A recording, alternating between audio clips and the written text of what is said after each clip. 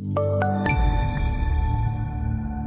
today's FX markets, taking a look at the Japanese yen, the rally continued today. We saw the yen a little weaker yesterday with the equity markets rallying, but today when we saw the equity markets during the day selling off quite significantly, we saw the Japanese yen continue to rally. 7 out of the last 9 trading days, we have seen the yen higher. As again, we see the equity markets gyrating around mostly to the downside.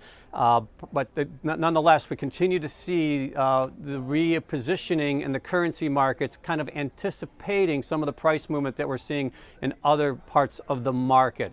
Looking at the Japanese yen bouncing off that December 13 low, we saw a low put in place, and then now we've seen a nice rally from there.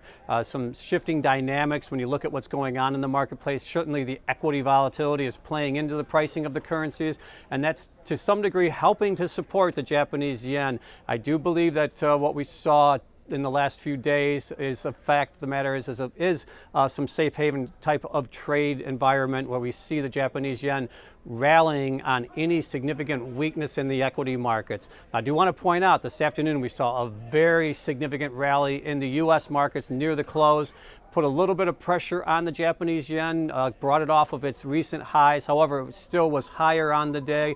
But we once again did see that volatility in the equity space play out in the currency markets as well. And looking at the bond market, a very similar type of situation, also influencing the currencies. When you look at the pricing of the Japanese yen relative to the U.S. dollar and some of the other major currencies, we saw the bond market rally significantly intraday and then give up some ground when we saw the equity market reversed.